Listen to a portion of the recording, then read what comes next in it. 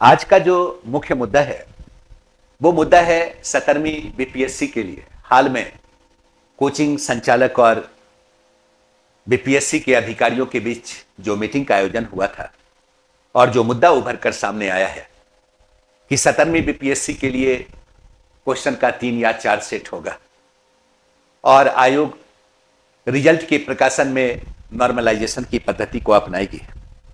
इसी मुद्दे पर मैं चर्चा कर रहा हूं। मैं भी प्रत्यक्षदर्शी था, मैं देखा तरह तरह के प्रश्न उठे। कई प्रश्न तो बिल्कुल इलॉजिकल, जो आयोग के दायरे में आता ही नहीं है।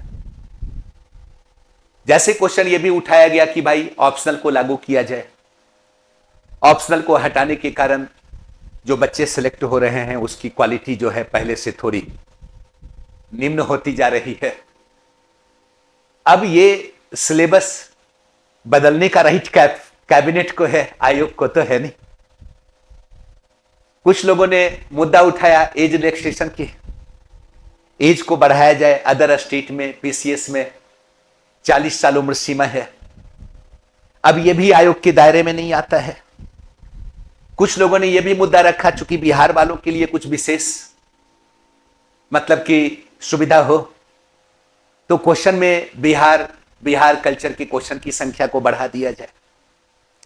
ऐसे तमाम प्रकार के मुद्दे शिक्षकों ने रखे, लेकिन उस मीटिंग का एकमात्र मोटो था शिक्षकों के जरिए आयोग अपनी मंशा को स्टूडेंट तक पहुंचाना चाहती थी।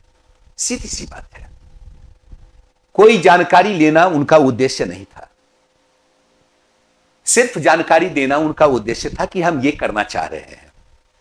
और उन्हें यह पता था कि जैसे ही हम शिक्षकों के साथ इंटरेक्ट करेंगे, ये शिक्षक अति शीघ्र हमारी मंशा को स्टूडेंट तक पहुंचा देंगे। ये वो भली भांति जानते थे चेयरमैन सर। इसीलिए उन्होंने सर्वप्रथम सिर्फ एक ही मुद्दा को बार बार बोला और सामने रखा कि हम कदाचार मुक्त परीक्षा का आयोजन करना चाहते हैं। क्वेश्चन लीक ना हो इसका ख्याल रखना जरूरी है और इसमें आप लोगों का सहयोग चाहिए। आप छात्रों के बीच हैं, उन्हें कन्विंस कर सकते हैं। हमने बहुत सारा प्रयास किया है। क्वेश्चन कैसे सेट करवाते हैं, किस गोपनीय तरीके से क्वेश्चन प्रिंट होता है और फिर एग्जामिनेशन सेंटर तक क्वेश्चन को पहुंचाना, एग्जामिनेशन सेंटर की सुरक्षा की पूरी कोशिश, जैमर लगाना, ठीक है। और तब एग्जामिनेशन का आयोजन होगा जिसमें क्वेश्चन का एक सेट नहीं होगा बल्कि 3 या 4 सेट होगा। एट ए टाइम फिक्स किया जाएगा कहां कहां किस किस सेट के आधार पर एग्जामिनेशन का आयोजन होगा। और जब रिजल्ट का प्रकाशन होगा तो नॉर्मलाइजेशन की पद्धति अपनाई जाएगी, जिसमें बिल्कुल साइंटिफिक है, जिसमें गलती की कोई संभावना नहीं है। आप लोग अपने छात्रों को कन्विंस करें। अब यहां पे शिक्षकों से राय लेने का कोई जगह ही नहीं था, सीधी सी बात है। जबकि सही बात यह है कि नॉर्मलाइजेशन की पद्धति का जो गणितीय आधार है यह कभी बिल्कुल परफेक्ट हो ही नहीं सकता है। पहले भी छात्र साइकोलॉजिकल प्रेशर में होंगे और एग्जामिनेशन देने के बाद भी उन्हें लगेगा कि अमुक क्वेश्चन अगर उनके पास होता वो ज्यादा अच्छा प्रदर्शन करते, वो क्वेश्चन पेपर इजी था, मेरा क्वेश्चन पेपर टफ था। यह प्रॉब्लम तो आयोग को झेलना ही पड़ेगा, सोचने की बात है। और आपने कभी सुना है संघ लोक सेवा आयोग, जो केंद्रीय स्तर पर कई परीक्षाओं का आयोजन करती है, जिसमें सिविल सर्विसेज एग्जामिनेशन भी शामिल है, कभी सुना है कि कोचिंग संचालकों के साथ मीटिंग का आयोजन किया हो वहां का चेयरमैन यह जानने के लिए कि हम कदाचार मुक्त परीक्षा का आयोजन कैसे करें? या फिर आप यह सोच सकते हैं कि जो आयोग बरसों से परीक्षा का आयोजन करवा रही है, जिसे परीक्षा के आयोजन का अनुभव है, रिजल्ट के प्रकाशन का अनुभव है, और शिक्षक कोचिंग संचालक जिन्हें पढ़ाने का अनुभव है, एक सही समय पे सिलेबस को कैसे समाप्त करें, सिलेबस क्या है, सब्जेक्ट मैटर क्या है। अगर ये कोचिंग वाले पूछे बीपीएससी से कि एक निश्चित टाइम पे हम सिलेबस का समापन कैसे करें, और आयोग पूछे कोचिंग संचालक से कि हम कदाचार मुक्त परीक्षा का आयोजन कैसे करवाएं, ये कितना बड़ा कंट्राडिक्शन है, सोचने की बात है। ये कोई मुद्दा ही नहीं था, सिर्फ एकमात्र मुद्दा था, आयोग ये चाहती थी कि हम जो सोच रहे हैं वह स्टूडेंट तक कैसे अति शीघ्र प्रसारित करें। इसका एकमात्र तरीका था, कोचिंग संचालकों शिक्षकों के साथ मीटिंग का आयोजन करो, अपनी बात को सामने रखो, बस देखते ही देखते यह प्रसारित हो जाएगा। और ऐसा ही हुआ, मीटिंग समाप्त हुआ, सोशल मीडिया के जरिए सारे शिक्षकों ने इस मुद्दे को प्रसारित किया, स्टूडेंट तक पहुंच बन गई। आयोग जो चाहती थी, आयोग को सफलता मिली, जबकि मुझे बिल्कुल लॉजिकल नहीं लग रहा था। जिस मुद्दे पे चर्चा होनी चाहिए थी उस मुद्दे पे कहीं चर्चा ही नहीं हुई। आप ऐसे सोचिए कि भाई आप सारी प्रक्रिया कदाचार मुक्त परीक्षा के आयोजन के लिए कर रहे हैं, इसका सबसे शानदार तो हथकंडा यह था कि क्वेश्चन के स्टैंडर्ड को बेहतर कर दिया जाए, क्वेश्चन कंसेप्चुअल हो। और यही ना होगा, कट ऑफ 80 नहीं जाएगा, कट ऑफ 50 जाएगा, कट ऑफ 60 जाएगा, क्या फर्क पड़ता है। लेकिन फिर वैसे क्वेश्चन को लीक करने के लिए कोई सोच ही नहीं सकता है, क्योंकि अगर क्वेश्चन एग्जामिनेशन सेंटर से गलती से कहीं से लीक हो भी जाता है तो फिर एक निश्चित समय पे बनाएगा कौन?